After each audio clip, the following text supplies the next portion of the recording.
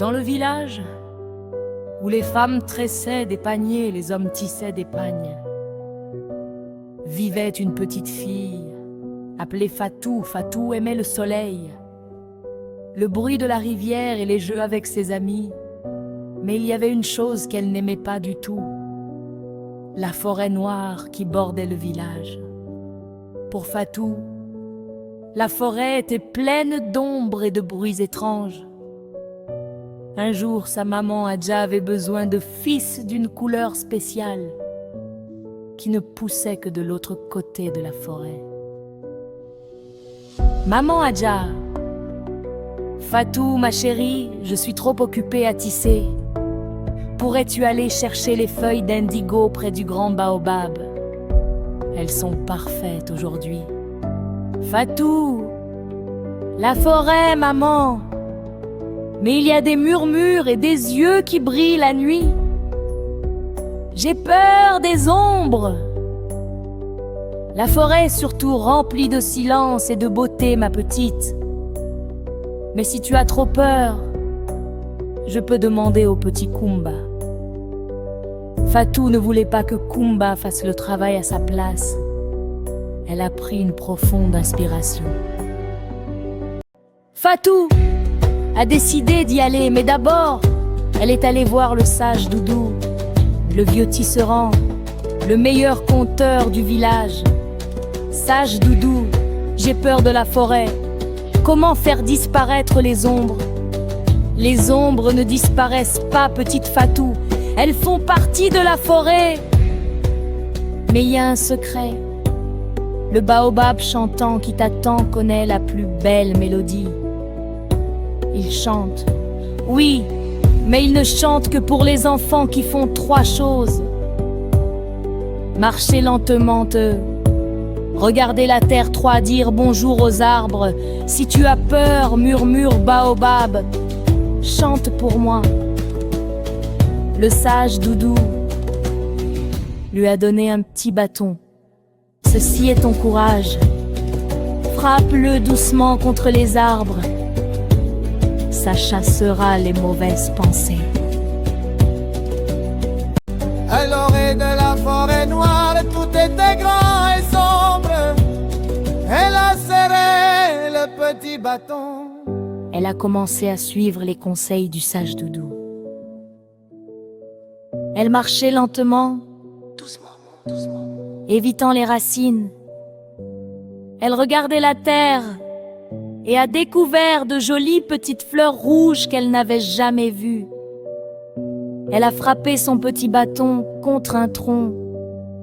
Toc, toc, et a murmuré « Bonjour, mon grand arbre ».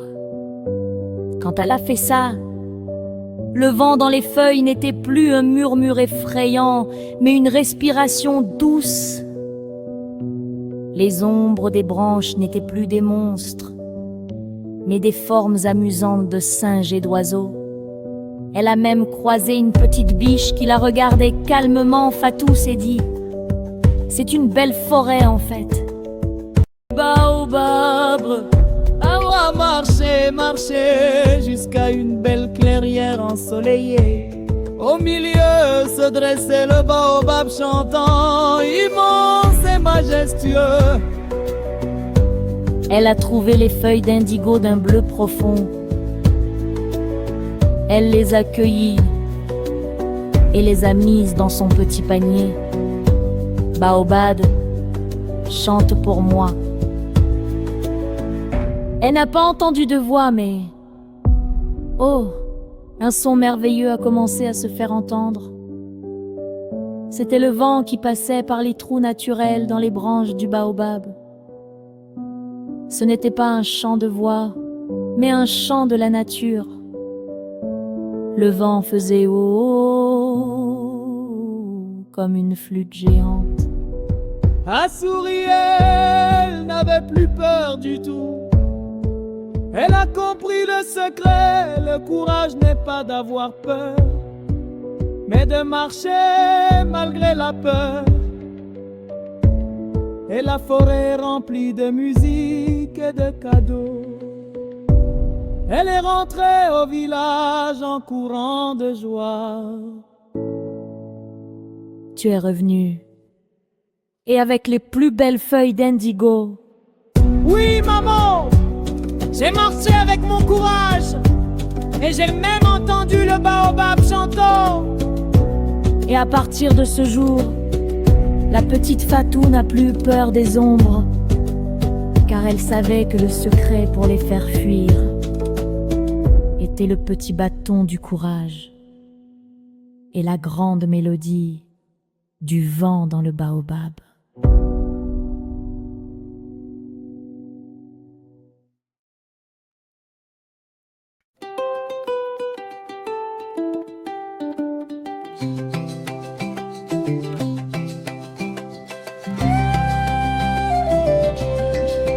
Dans le village des tisseurs vivait Fatou la curieuse. Elle aimait les jeux et le soleil, mais la forêt lui donnait le sommeil. Elle avait peur des ombres, peur des murmures quand le soir arrivait. Dans les cœurs, maman Adja lui dit va chercher l'indigo. Près du grand baobab, il te faut y aller tôt. Fatou, Fatou, où est ton courage? Brave enfant, tourne la page. Dis bonjour aux arbres, frappe ton bâton. Le baobab chantant connaît la chanson. Fatou est allé voir sage Doudou, le vieux conteur qui sait tout. Il lui donna un conseil, marchez lentement, regardez la terre en murmurant gentiment. Elle frappa doucement, toc, toc, toc, les ombres s'envolent, quel choc. Le vent n'était plus un cri, mais une douce mélodie. Fatou, Fatou, où est ton courage? Brave enfant, tourne la page. Dis bonjour aux arbres, frappe ton bâton. Le baobab chantant connaît la chanson.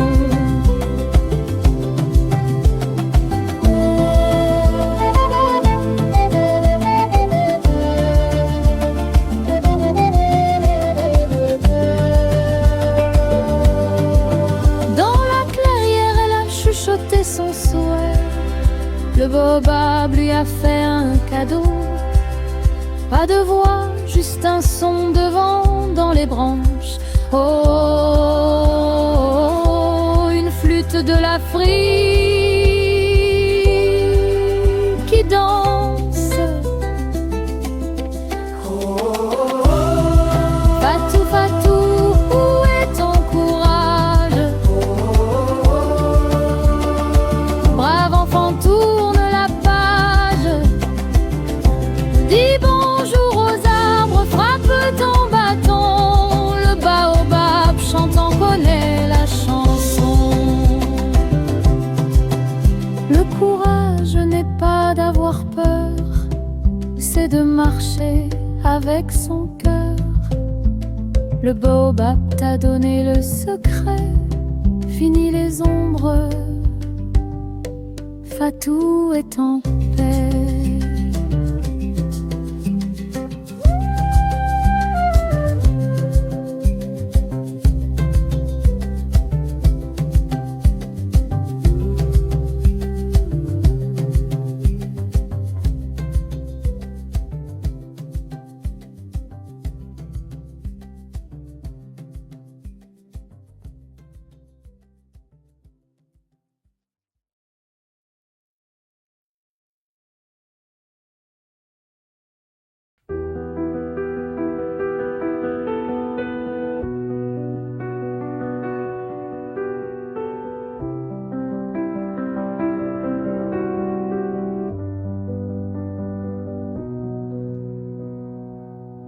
Il était une fois, dans un village ancien puis mystérieux. Chaque fois que les villageois y descendaient un seau pour puiser de l'eau, la corde remontait seule, sans le seau. Une fois, 2 fois, 3 fois, le seau disparaissait à chaque tentative. Personne ne comprenait ce mystère. Un jeune homme courageux décida de descendre dans le puits pour comprendre ce qui s'y passait, mais à une seule condition, que ce soit son frère qui tienne la corde. Les villageois s'étonnèrent. Nous sommes tous là pour t'aider. Pourquoi ton frère en particulier? Il répondit: Je veux seulement qu'il soit parmi vous. Il répondit: Je veux seulement qu'il soit parmi vous. Il descendit dans le puits et découvrit enfin la vérité. Au fond, il y avait un singe qui, à chaque fois qu'un seau descendait, le détachait de la corde, s'en emparait, puis laissait la corde remonter toute seule, vide. Le jeune homme tendit un piège. Il mit le singe dans un seau et l'attacha solidement, puis fit signe à ceux d'en haut de le remonter. Mais en voyant le singe apparaître à l'ouverture du puits, les villageois prirent peur. Ils crurent voir un démon ou une créature maléfique et lâchèrent la corde en fuyant. Tous, sauf un seul, son frère. Il resta accroché à la corde de toutes ses forces et réussit à sauver son frère. La morale. Tu peux être entouré de dizaines de personnes, mais la main la plus sincère et la plus tendre reste celle de ton frère. Accroche-toi à l'amour fraternel dans les épreuves. Ce sont tes frères qui restent quand tout le monde s'en va.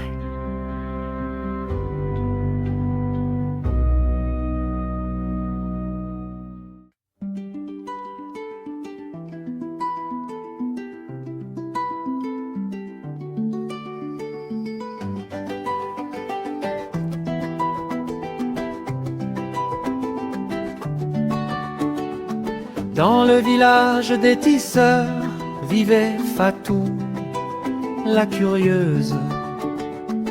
Elle aimait les jeux et le soleil, mais la forêt lui donnait le sommeil. Elle avait peur des ombres, peur des murmures. Quand le soir arrivait dans les cœurs maman, Adja lui dit va chercher l'indigo. Près du grand baobab il te faut y aller tôt.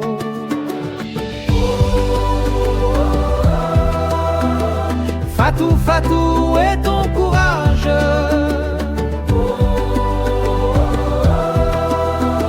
Brave enfant, tourne la page. Dis bonjour aux arbres, frappe ton bâton, le baobab, chantant connaît la chanson. Fatou est allé voir sage Doudou, le vieux conteur qui sait tout.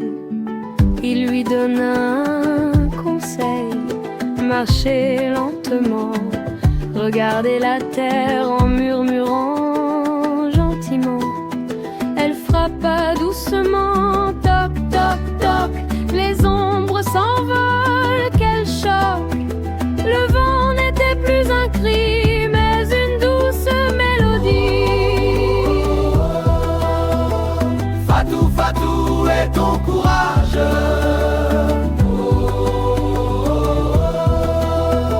Brave enfant, tourne la page. Dis bonjour aux arbres, frappe ton bâton, le baobab, chantant connaît la chanson.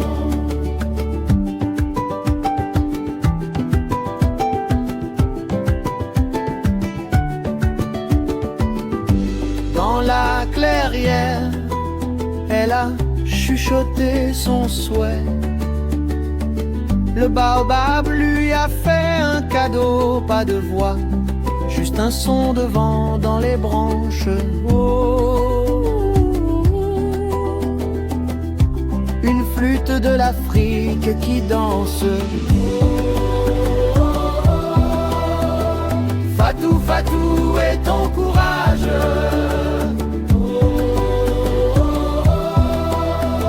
Brave enfant, tourne la page. Dis bonjour aux arbres, frappe ton bâton, le baobab, chante, connaît la chanson.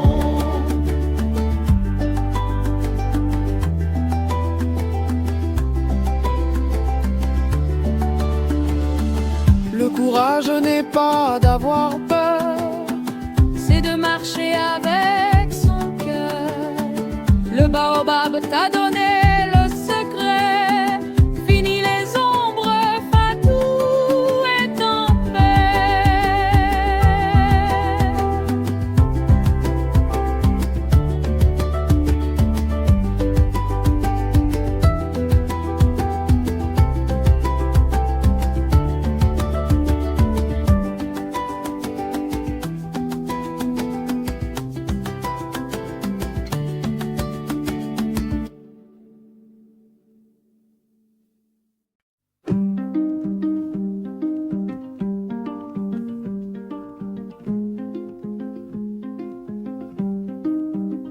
Dans le village, un vieux secret, un puits profond, un puits muet.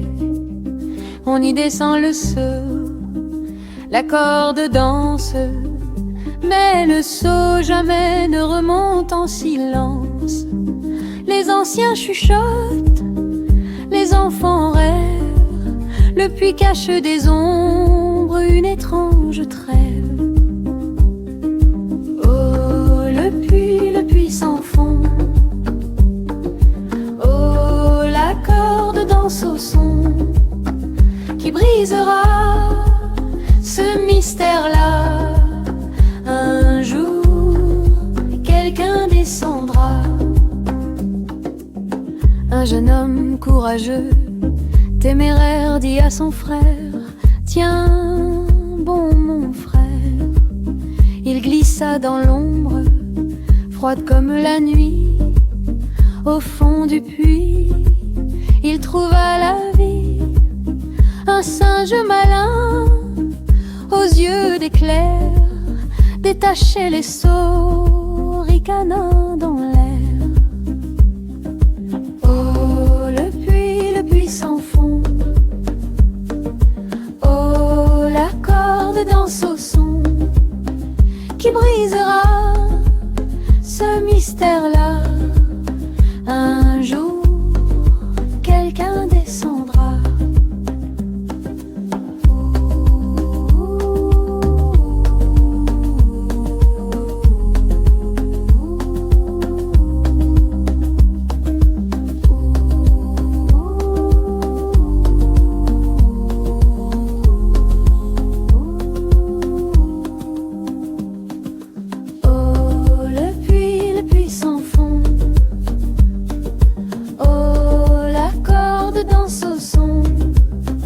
Qui brisera ce mystère-là. Un jour, quelqu'un descendra.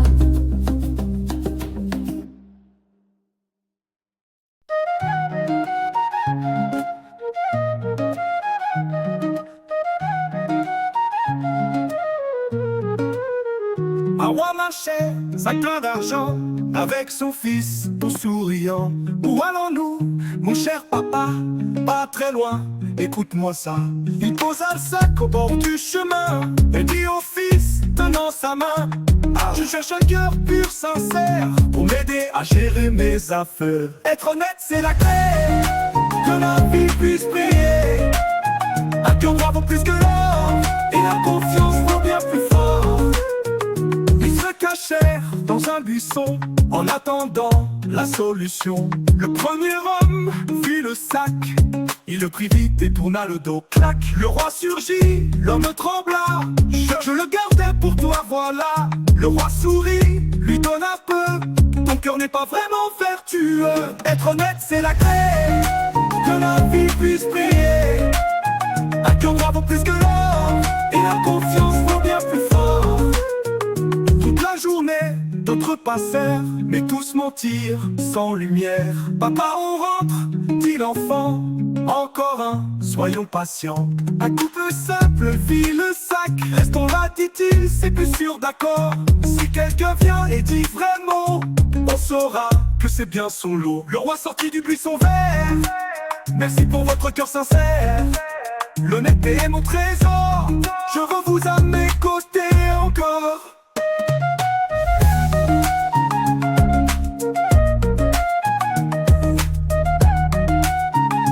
Oui, la confiance vaut bien plus fort.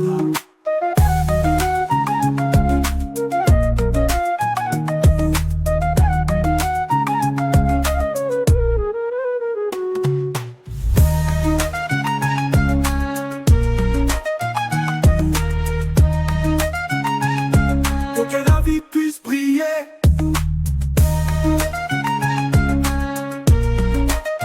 Être honnête, c'est la clé. Que la vie puisse briller. Un cœur droit vaut plus que l'or. Et la confiance vaut bien plus fort. Et la confiance vaut bien plus fort d'un.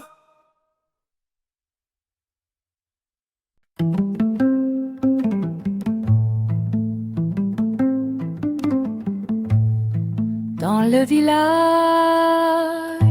un vieux secret, un puits profond, un puits muet. On y descend le seau, la corde danse, mais le seau jamais ne remonte en silence. Les anciens chuchotent, les enfants rêvent. Le puits cache des ombres, une étrange trêve. Oh, le puits sans fond. Oh, la corde danse au son qui brisera ce mystère-là. Un jour, quelqu'un descendra. Un jeune homme courageux, téméraire, dit à son frère: tiens bon mon frère. Il glissa dans l'ombre, froide comme la nuit. Au fond du puits, il trouva la vie. Un singe malin aux yeux d'éclair détachait les seaux, ricanant dans l'air. Oh, le puits sans fond. Oh, la corde danse au son qui brisera ce mystère-là. Un jour, quelqu'un descendra. Oh, le puits sans fond. Oh, la corde danse au son qui brisera ce mystère-là. Un jour, quelqu'un descendra. Un jour, quelqu'un descendra.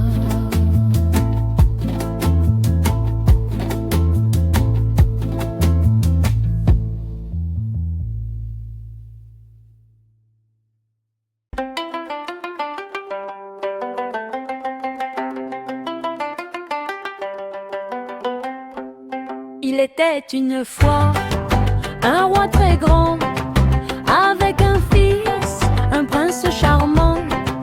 Il cherchait, oh oui, un économe pour gérer le royaume comme un tome. D'un bonbon, roi malin, d'un bonbon, fils malin, cherchait l'économe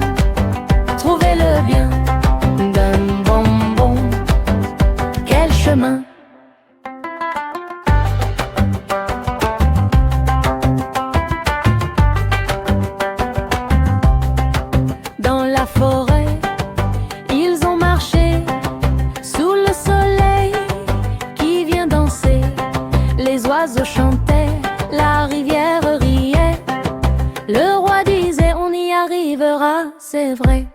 D'un bonbon, roi Malala. D'un bonbon, fils Malala. Cherchez l'économe, trouvez-le bien. D'un bonbon, quel chemin.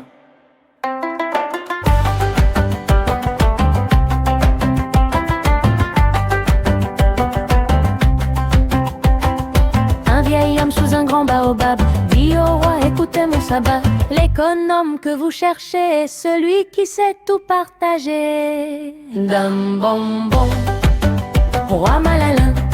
D'un bonbon, fils Malala. Cherchez l'économe, trouvez-le bien. D'un bonbon, quel chemin.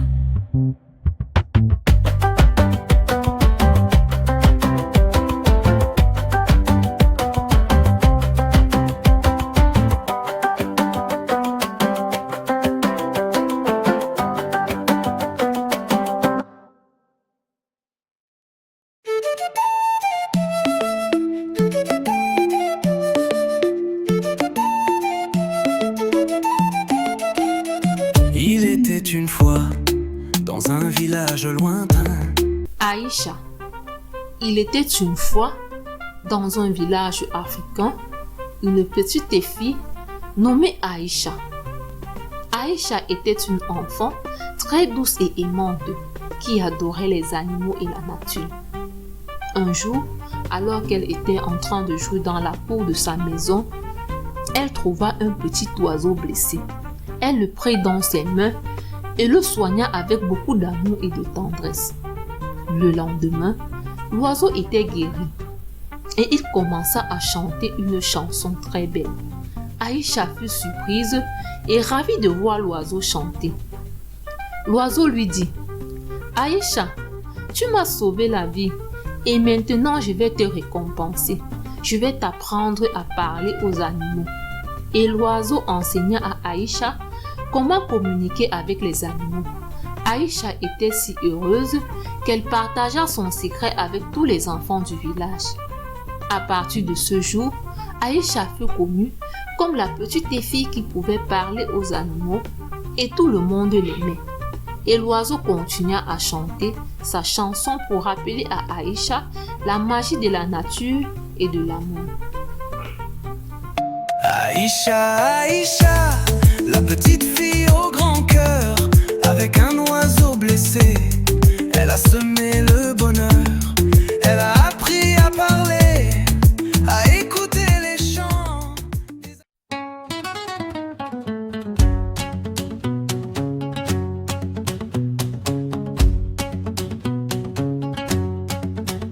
Il était une fois un roi très grand, avec un fils, un prince charmant.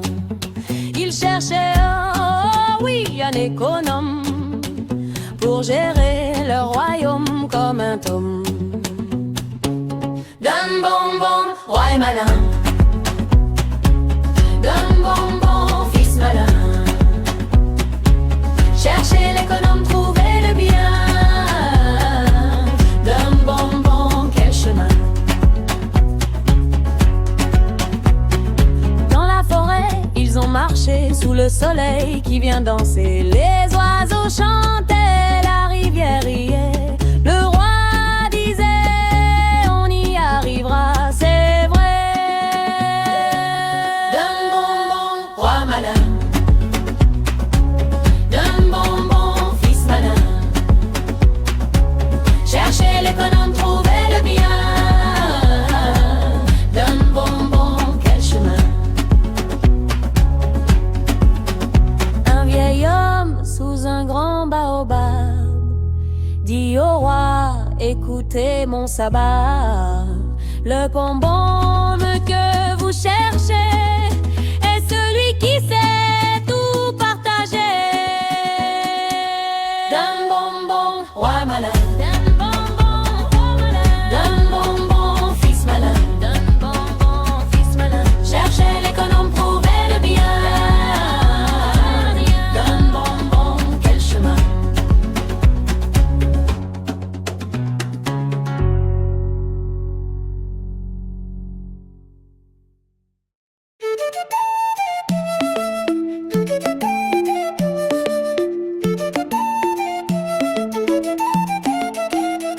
Il était une fois, dans un village lointain, une petite fille au cœur plein de chagrin.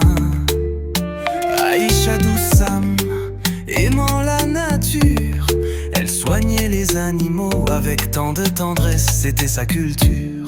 Aïcha, Aïcha, la petite fille au grand cœur, avec un oiseau blessé, elle a semé le bonheur. Elle a appris à parler, à écouter les chants des animaux du village, unis par l'amour tout en avant.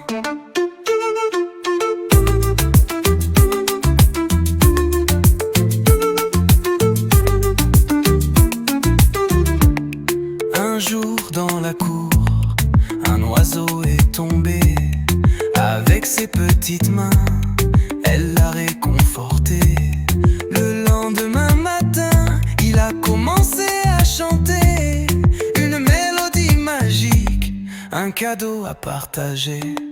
Aïcha, Aïcha, la petite fille au grand cœur, avec un oiseau blessé, elle a semé le bonheur. Elle a appris à parler, à écouter les chants des animaux du village, unis par l'amour tout en avant.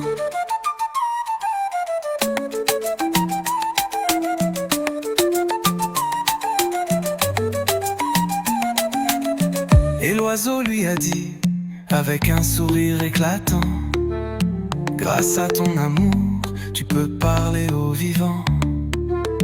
Partage ce secret avec tous tes amis. La magie de la nature, c'est un trésor infini.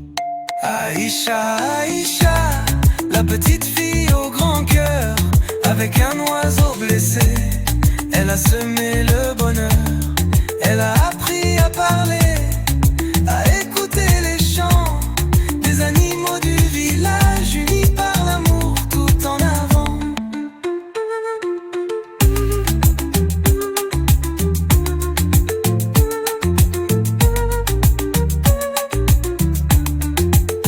Et chaque jour, l'oiseau chante encore, rappelant à Aïcha la magie qui l'entoure. Dans ce village africain, l'amour est roi.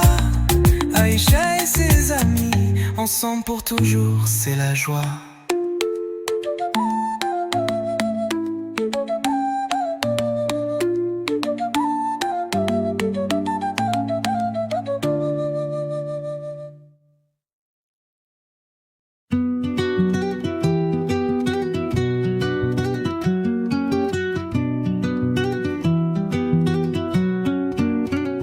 Petit Kofi aux yeux brillants, curieux voyageur des vents, il court sous les grands baobabs, son cœur bat au rythme des tambours.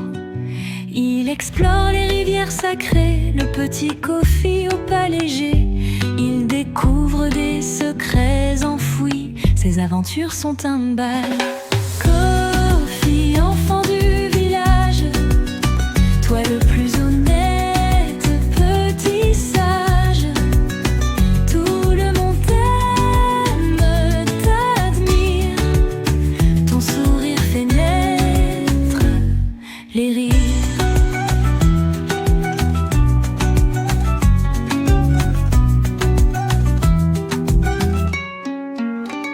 Les anciens racontent des récits, des aventures de Kofi l'infini. Il grimpe les monts les plus hauts pour cueillir les étoiles du show. Kofi dans sa houppelande rouge, les oiseaux lui chantent des louanges. Il traverse les forêts sans peur, sur sa route il sème des fleurs. Kofi, enfant du village, toi le plus honnête, petit sage, tout le monde t'aime, t'admire, ton sourire fait naître les rires.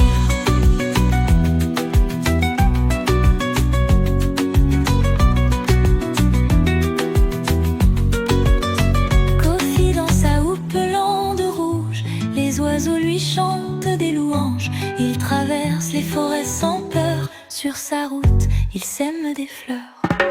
Kofi, enfant du village, toi le plus honnête, petit sage, tout le monde t'aime, t'admire, ton sourire fait naître les rires. Ton sourire fait naître le rire.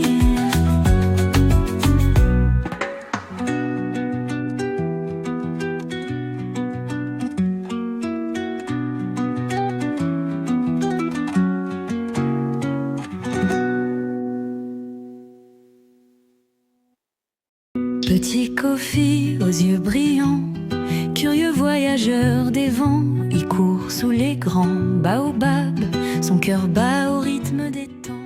Il était une fois, dans un village africain, un petit garçon nommé Kofi. Kofi était un enfant curieux et aventureux, qui aimait explorer la brousse et apprendre de nouvelles choses. Un jour, alors qu'il était en train de jouer dans la forêt, il rencontra un vieil homme sage qui s'appelait Baba. Baba lui raconta l'histoire de l'arbre à palabres, qui était un arbre très spécial qui pouvait parler et donner des conseils aux gens. Kofi était très impressionné et demanda à Baba comment il pouvait trouver l'arbre à palabres. Baba lui donna des indications et Kofi partit à la recherche de l'arbre. Après avoir marché longtemps, Kofi trouva enfin l'arbre à palabres. Il s'approcha de l'arbre et lui demanda conseil sur comment être un bon ami. L'arbre à palabres lui répondit: pour être un bon ami, il faut être honnête, respectueux et aimant. Kofi remercia l'arbre à palabres et retourna au village pour partager ce qu'il avait appris avec ses amis. À partir de ce jour, Kofi fut connu comme le plus gentil et le plus honnête des enfants du village, et tout le monde l'aimait. Et l'arbre à palabres continua à donner des conseils aux gens du village pour leur aider à vivre en harmonie et à être de bons amis. Kofi, enfant du village, toi le plus honnête, petit sage, tout le monde t'aime, t'admire, ton sourire fait naître les rires.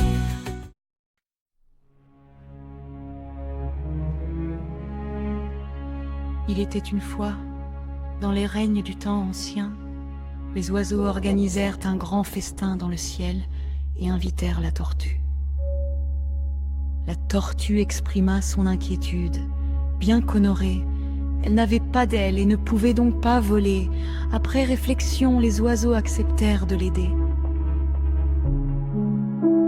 Ils lui ordonnèrent de se tenir avec sa bouche pendant qu'il l'envolait. Le roi des oiseaux lança un avertissement sévère.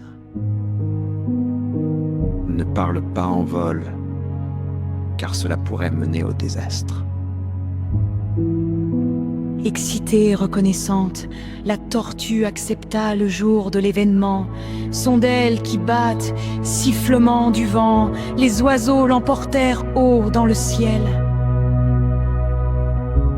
Lors du festin, la tortue fut bien traitée et même nommée présidente de la cérémonie. Elle mangea, but et fut remplie de fierté. Cependant, lors de leur descente sur terre, la tortue, pleine d'excitation et d'arrogance, aperçut quelques-uns de ses anciens amis et oublia l'avertissement. Elle ouvrit la bouche pour se vanter. Regardez, je peux voler!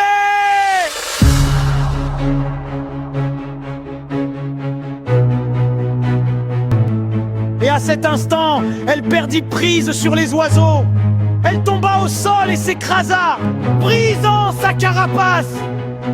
Elle demanda de l'aide à l'escargot, qui l'aida gentiment à réparer sa carapace. Grâce grâce à sa salive collante. Et c'est pourquoi, selon la légende, la carapace de la tortue semble encore fissurée aujourd'hui. La tortue rêvait d'un festin dans le ciel. Les oiseaux ses ailes.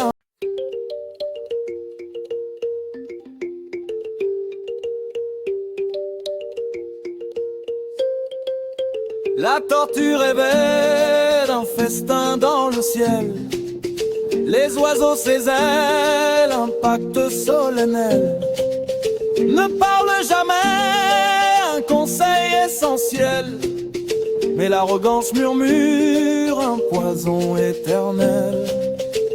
Elle monte, elle plane, reine des vents. Son orgueil grandit, brûle comme un volcan. Oh tortue, pourquoi briser le lien? Ta carapace fissurée porte le témoin.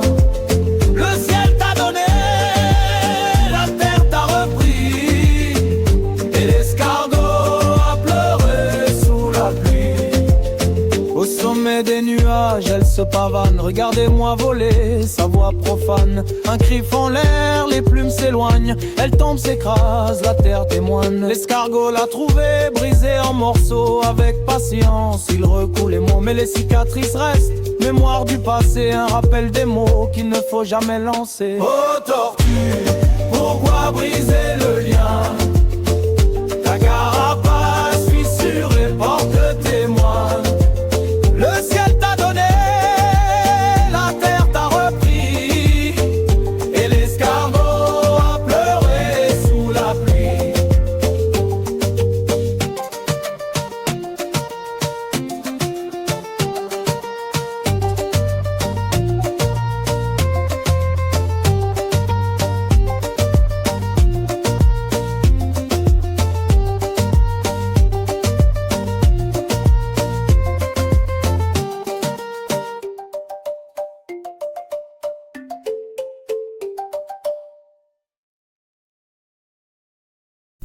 Gali, Pitou et la vieille veuve. Un bienfait n'est jamais perdu. Gali et son ami, le petit chat, se reposent sous le manguier, à côté de la case de la tante Ekassi. Soudain, une inconnue passe par là. Aussitôt, Pitou se réveille et se frotte contre Gali, qui se redresse en sursaut. « Pitié, pitié, s'il vous plaît !» crie l'inconnu. « Je suis la veuve Bella. J'ai faim, j'ai soif, j'ai froid. Pitié. »« D'où viens-tu, grand-mère ?» lui demande Gali. « Je sors de la grotte abandonnée, à côté de la grande forêt. L'orage de la nuit dernière a tout dévasté.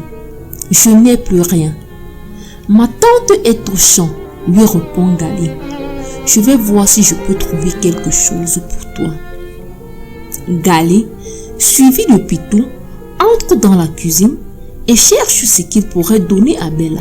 « Voilà quelques provisions, » dit Gali à la veuve, en lui tendant un pot de plantain et une calebasse d'eau fraîche. Bella les prend en souriant. Ravie, la veuve caresse Pitou, puis s'en va en remerciant joyeusement ses deux amis. Quelques jours plus tard, alors qu'il se promenait dans le jardin, Pitou aperçoit une grosse souris sortant du buisson. La souris s'enfuit à toute vitesse. Pitou la poursuit, bien décidé à l'attraper et à la croquer.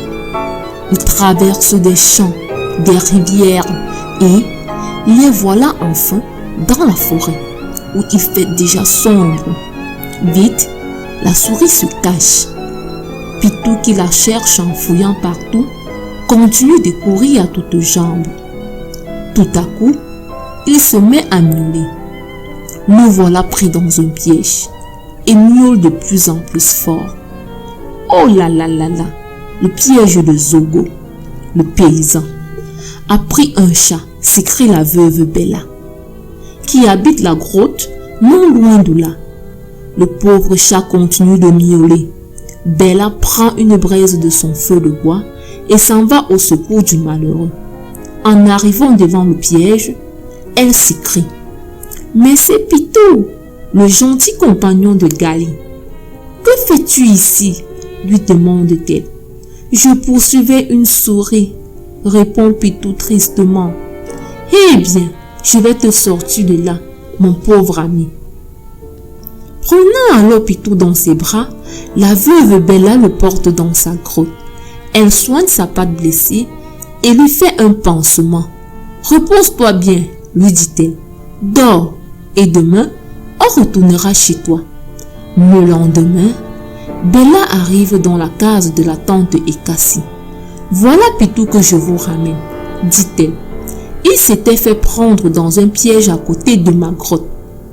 Sous le regard émerveillé de la tante Ekassi, Bella remet le petit chat à Gali et s'en va en faisant un signe de revoir. « Merci, merci Bella. Pauvre Pitou, il a eu de la chance. »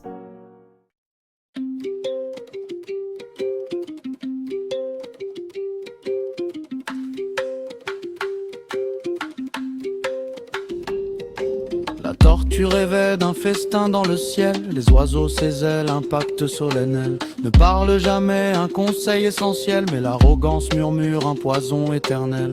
Elle monte, elle plane, reine des vents. Son orgueil grandit, brûle comme un volcan. Oh tortue, pourquoi briser le lien? Ta carapace fissurée porte le témoin. Le ciel t'a donné, la terre t'a repris, et l'escargot a pleuré sous la pluie.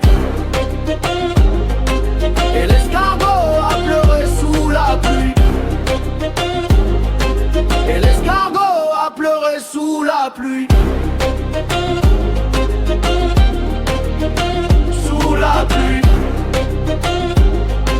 Et l'escargot a pleuré sous la pluie. Au sommet des nuages, elle se pavane. Regardez-moi voler, sa voix profane.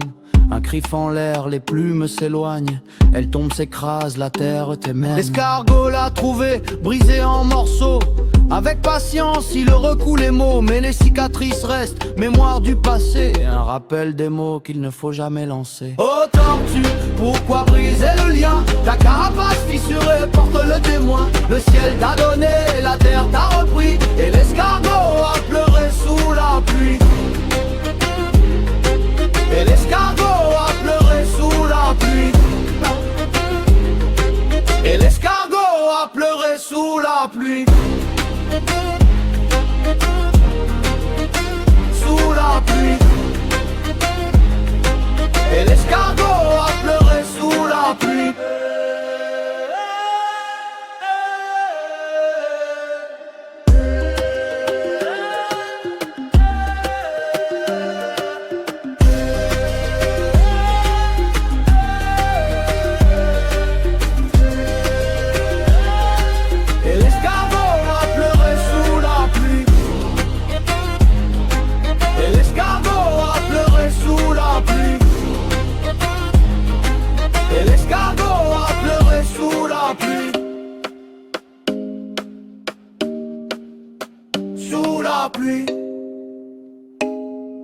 Et l'escargot a pleuré sous la pluie. Dans la forêt jaune, il marche sans crainte, cherchant le mystère caché dans la teinte. Les tambours résonnent sous la pleine lune. Le prince Sango cache bien sa fortune. Les ancêtres murmuraient des secrets enfouis dans les branches d'un arbre aux racines choisies. Sous le ciel étoilé, son destin s'envole. Le prince Sango cache bien sa fortune. Les ancêtres murmuraient des secrets enfouis dans les branches d'un arbre aux racines choisies. Sous le ciel étoilé, son destin s'envole. Le prince des légendes au cœur qui bat fort. Sango, Sango, on s'en couronne, marchant dans l'ombre là où personne n'ose défier sa grandeur sacrée. Sango, Sango, prince consacré. Les rivières chantent à son passage, portant avec elle espoir et courage. Les lions rugissent d'un écho lointain, saluer le prince Sango venu de loin. Ses yeux de feu brillent dans la nuit noire, rêvant toujours d'un glorieux avenir. Sous le jacaranda, il prend son pouvoir. Le prince Sango lève son empire. Sango, Sango, sans couronne, marchant dans l'ombre là où personne n'ose défier sa grandeur sacrée. Sango, Sango, prince consacré.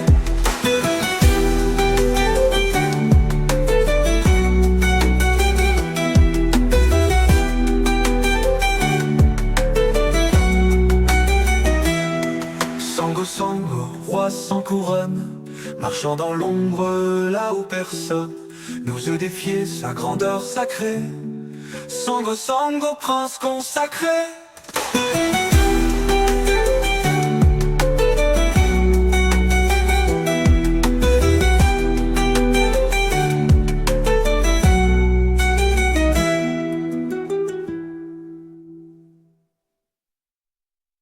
Dans la forêt jaune, il marche sans crainte, cherchant le mystère caché dans la terre.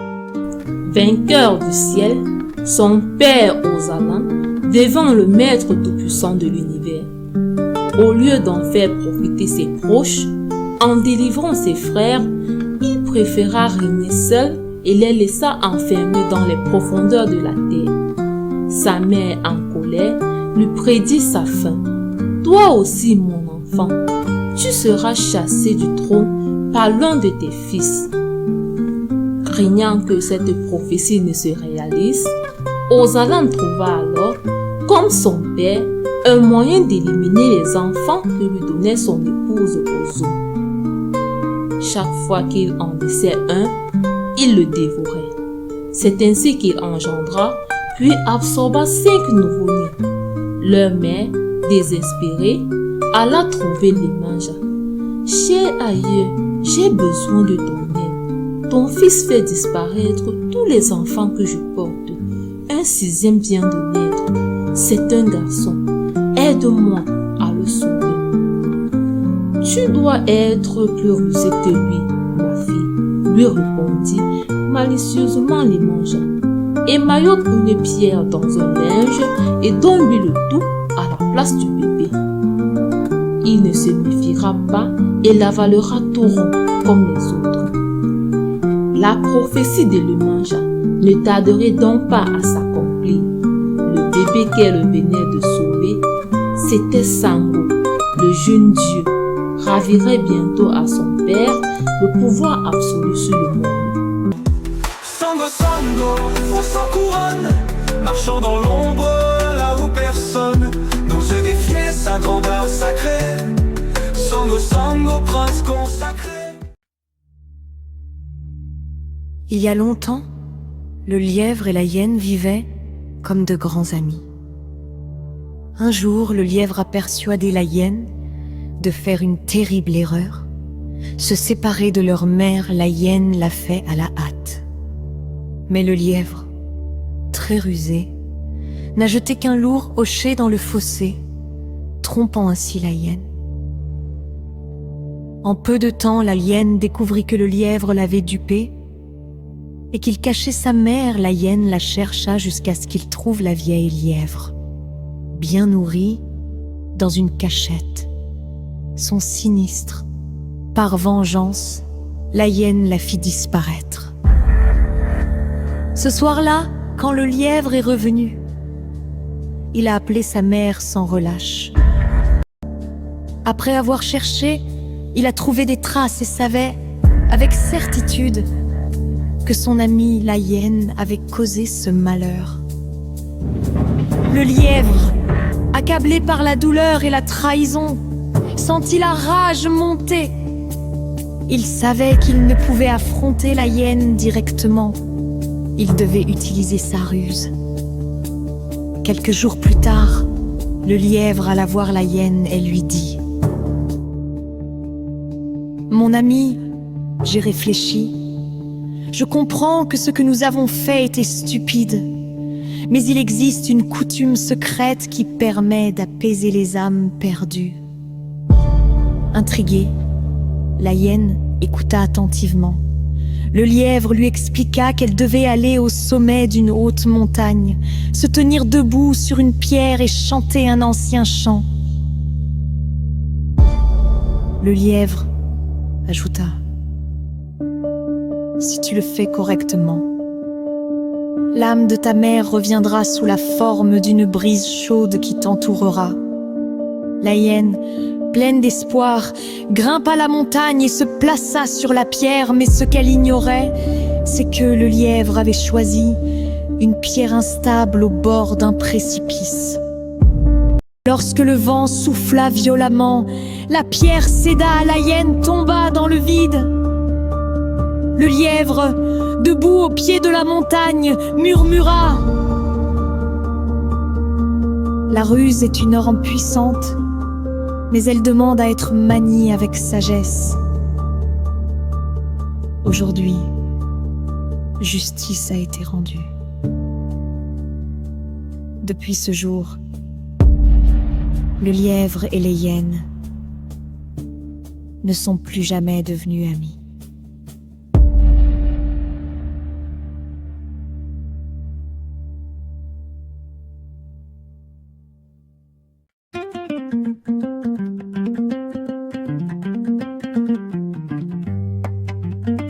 Le lièvre et la hyène, deux amis d'hier, sous l'arbre baobab, partageaient la lumière. Ils riaient, ils chantaient, comme le vent dans la savane, une amitié si forte, plus dure que le bois d'ébène. Mais le mensonge s'est glissé, un serpent dans les herbes, une promesse brisée, un cœur qui s'énerve. Le lièvre court, la hyène hurle, l'amitié se casse comme un tambour qui brûle. Le passé danse, mais l'avenir s'efface. Le lièvre court, la hyène chasse.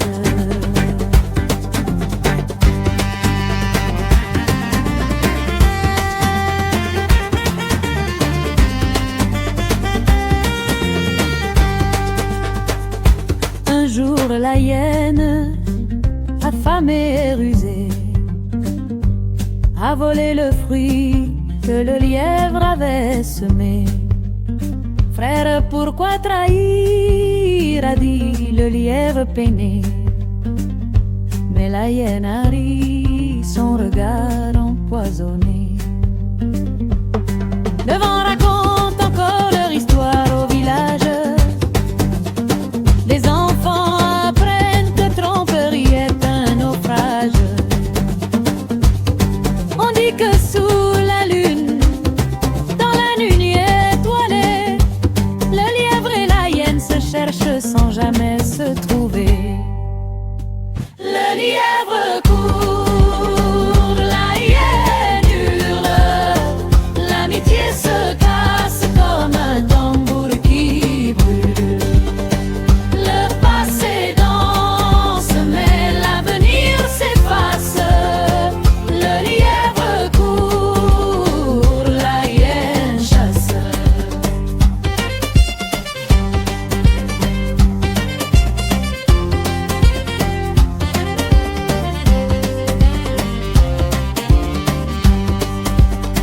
Le lièvre court, la hyène hurle, l'amitié se casse comme un tambour qui brûle.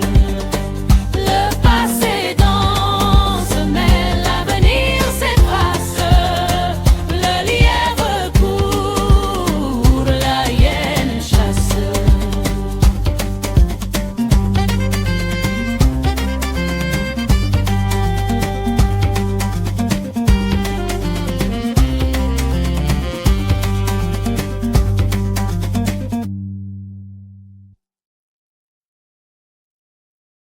Le lièvre et la hyène,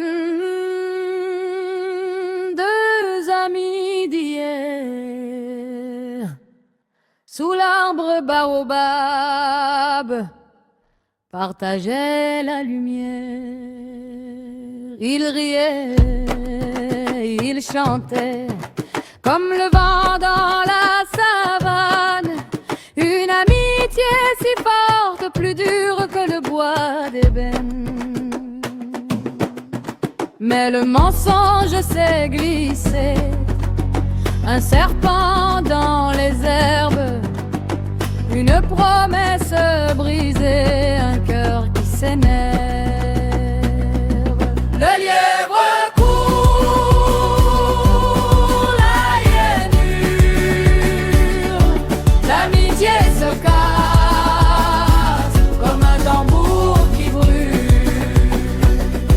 Le passé danse, mais l'avenir s'efface. Le lièvre court, la hyène chasse. Un jour la hyène, affamée, rusée, a volé le fruit que le lièvre avait semé. Frère, pourquoi trahir, a dit le lièvre peiné. Mais la hyène a ri, son regard empoisonné. Le vent raconte encore leur l'histoire au village. Les enfants apprennent que tromperie est un naufrage. On dit que sous la lune, dans la nuit étoilée, le lièvre et la hyène se cherchent sans jamais se trouver. Le lièvre court, la hyène hurle, l'amitié s'efface comme un tambour qui brûle. Le passé danse, mais l'avenir s'efface. Le lièvre court, la hyène chasse.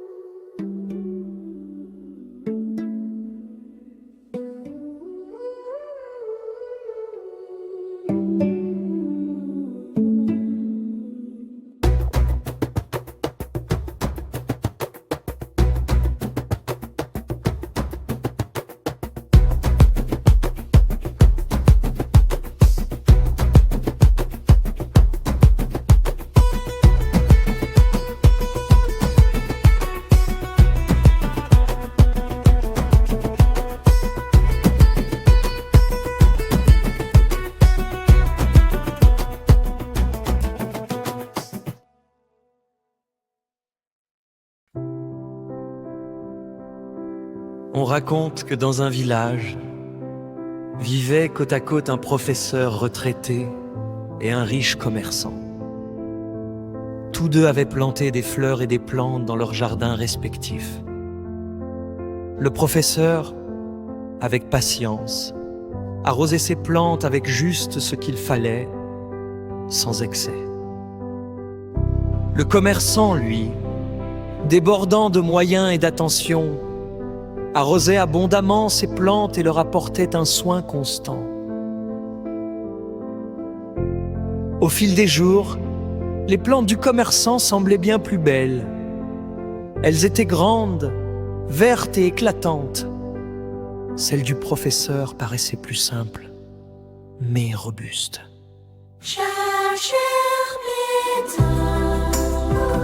Un jour, une violente tempête frappa le village. Des pluies fortes et des vents puissants s'abattirent toute la nuit. Le lendemain matin, les habitants sortirent pour constater les dégâts. Le commerçant découvrit avec stupeur que toutes ses plantes avaient été arrachées et détruites. En revanche, celle du professeur était restée debout, solide, comme si elle n'avait rien subi.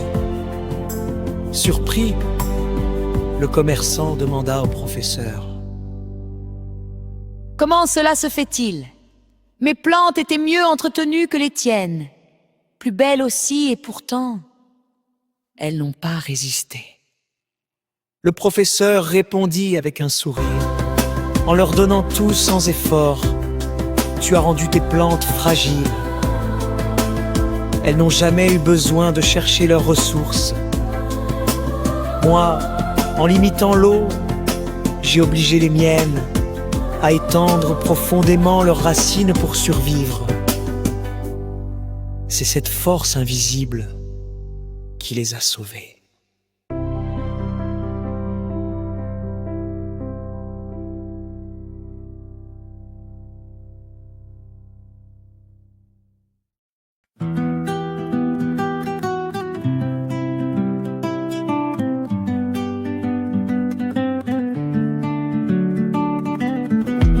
Dans un village au bord du chemin vivait un marchand, riche de ses biens.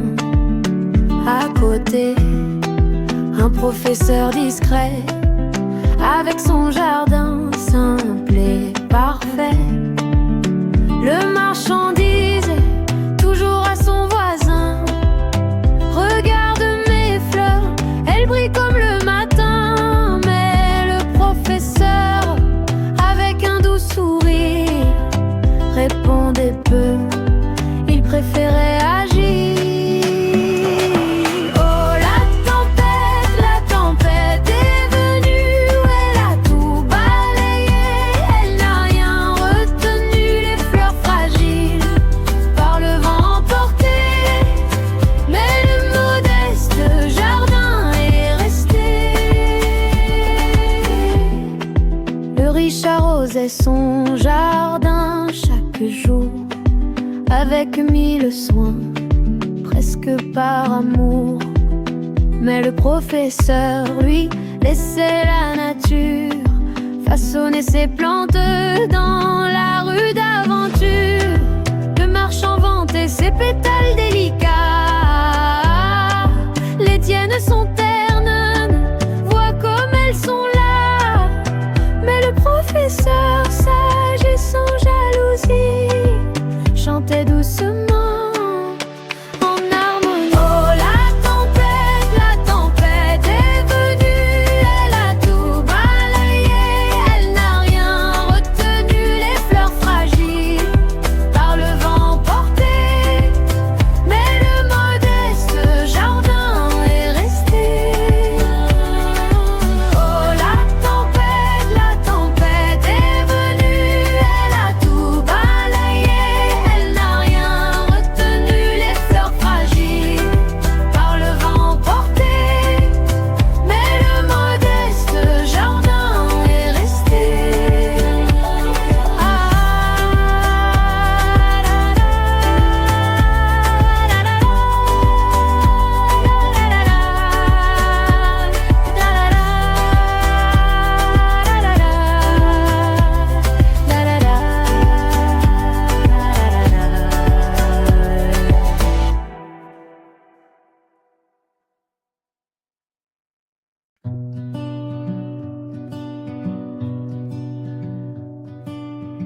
Dans un village au bord du chemin vivait un marchand, riche de ses biens. À côté, un professeur discret, avec son jardin simple et parfait.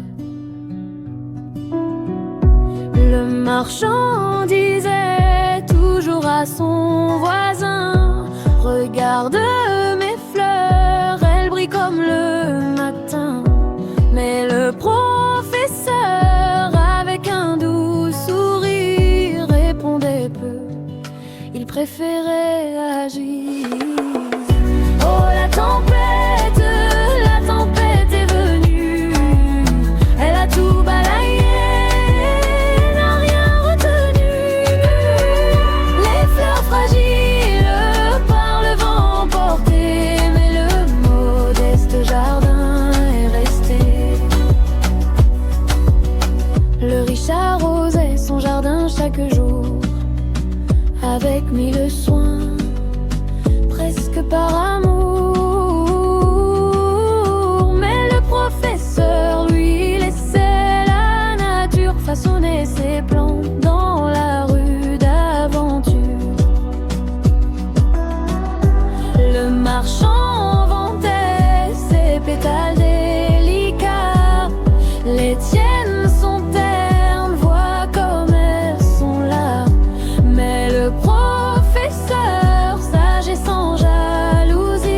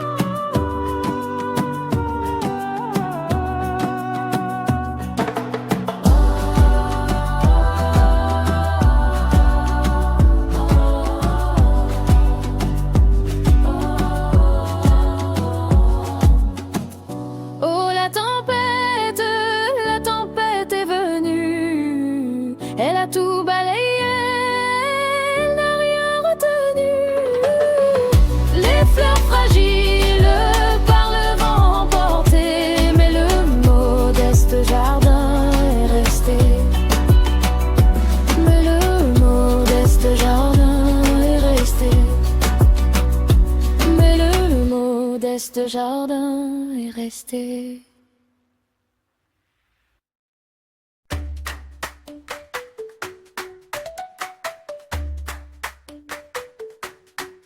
Éclair de feu dans la nuit noire, le roi Sango marche sans espoir. Le vent murmure les chants d'antan, Oxala pleure son cœur battant. Sango le roi sous les étoiles, Oxala pleure sous les voiles. La loi du ciel, la loi du sang, le destin guide les vaillants. Bataille ardente au cœur des bois, Sango que vauche avec grande foi. Les tambours grondent, la terre tremble, le roi surgit parmi les flammes. Sango le roi sous les étoiles, Oxala pleure sous les voiles. La loi du ciel, la loi du sang, le destin guide les vaillants. Sango le roi sous les étoiles, Oxala pleure sous les voiles. La loi du ciel, la loi du sang, le destin guide les vaillants. Sango vainqueur dans la lumière, Oxala cède le cœur amer.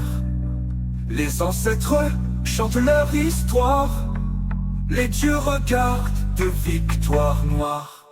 Sango le roi sous les étoiles, Oxala pleure sous les voiles. La loi du ciel, la loi du sang, le destin guide les vaillants.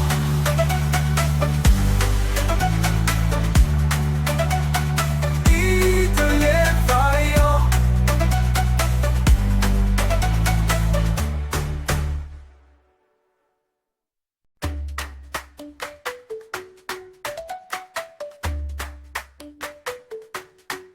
Éclair de feu dans la nuit noire, le roi Sango marche sans espoir. Le combat de Sango. L'enfant fut élevé en cachette dans une grotte sur une île de Crète.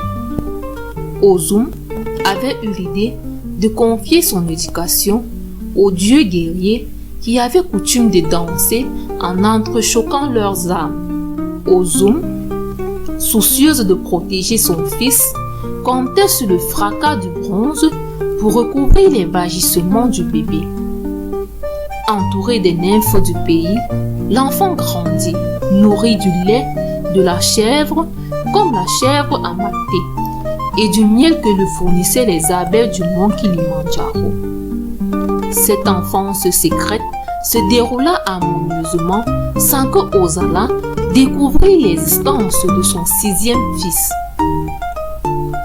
Devenu grand, Sango songea à détrôner son père, mais il ne pouvait y parvenir tout seul. Il eut alors l'idée de lui faire avaler un breuvage pour l'obliger à recracher les enfants qu'il avait absorbés.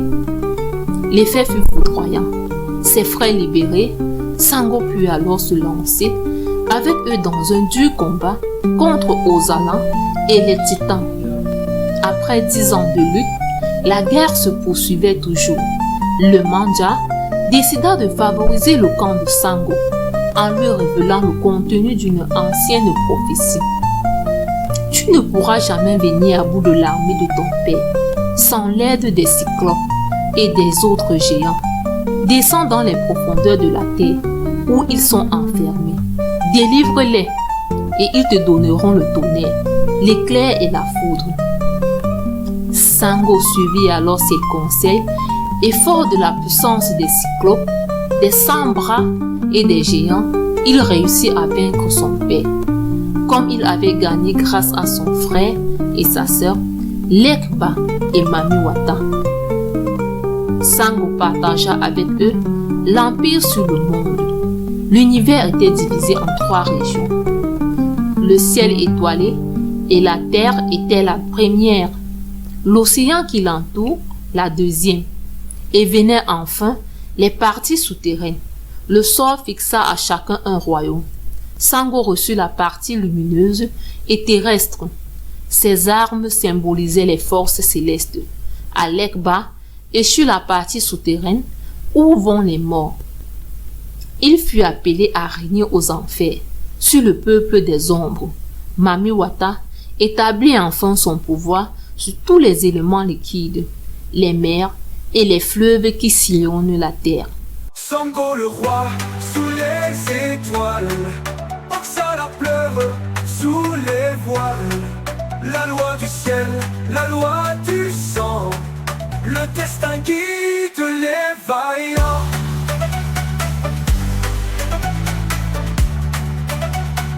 Guide les vaillants.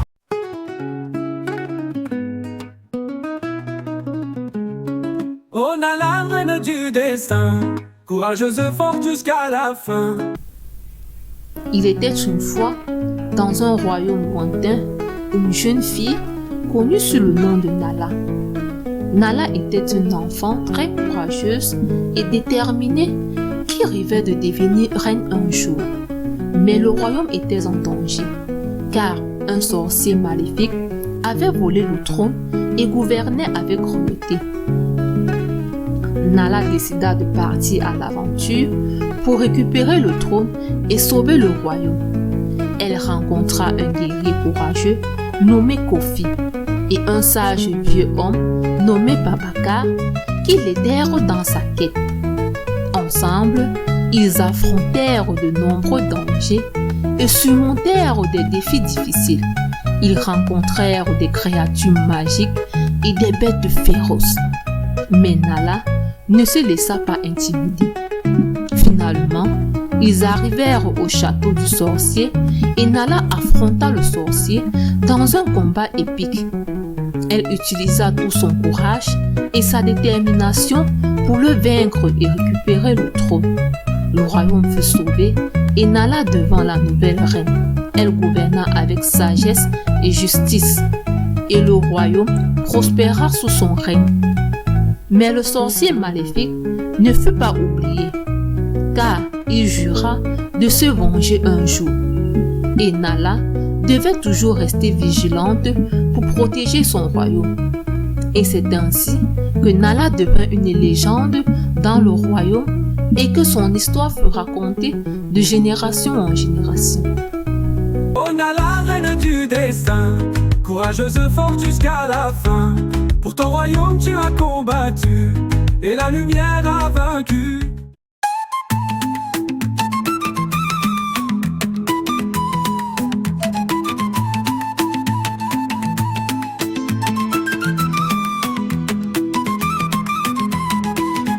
On a la reine du destin, courageuse forte jusqu'à la fin. Pour ton royaume tu as combattu et la lumière a vaincu. Il était une fois dans un lointain pays une jeune fille au grand esprit. Elle rêvait d'un monde meilleur où régnerait l'amour et l'honneur. Mais un sorcier plein de noirceur vola le trône et sema la peur. Nala jura, point levé, qu'un jour elle viendrait le chasser. Oh Nala, reine du destin, courageuse, forte jusqu'à la fin. Pour ton royaume tu as combattu et la lumière a vaincu. Sur la route elle trouva des alliés, un guerrier fort, prêt à l'aider. Un vieux sage au regard brillant guidait leurs pas à chaque instant. Montagne haute, forêt profonde, ils traversèrent 1000 mondes. Face aux créatures et aux démons, Nala gardait toujours son nom. Les ombres grandissent, la peur s'élève, mais le courage jamais ne s'achève. Une reine ne fuit pas l'orage, elle le traverse avec courage. Devant le château, le combat s'engage, le sorcier lance sa rage. Mais Nala, forte et déterminée, brisa ses sorts, le fit tomber. Le peuple chanta dans tout le royaume, une reine nouvelle un jour se couronne. Sagesse et paix, elle apporta, et dans l'histoire son nom grava. Oh Nala, reine du destin, courageuse, forte jusqu'à la fin. Pour ton royaume tu as combattu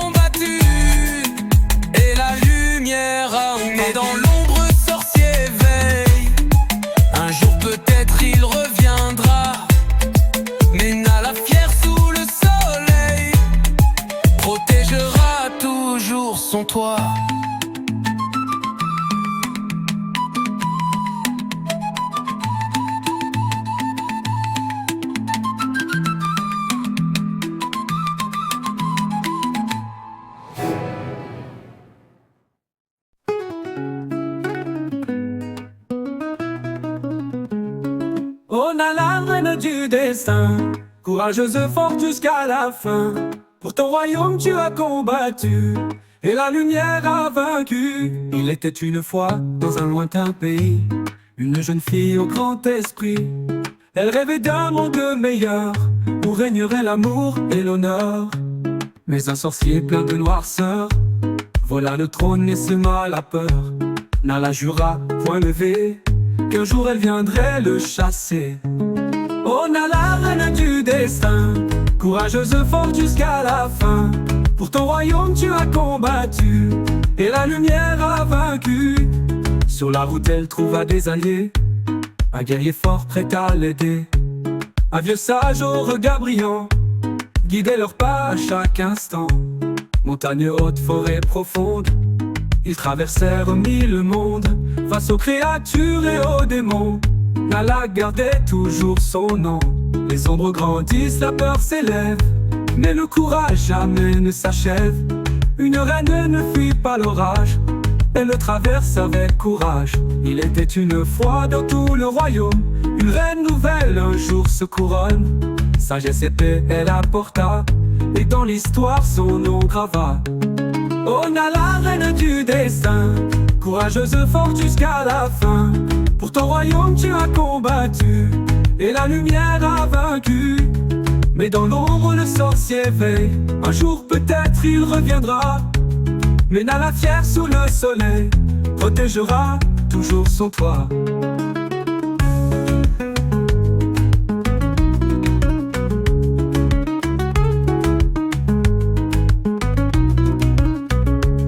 Mais dans l'ombre le sorcier veille, un jour peut-être il reviendra.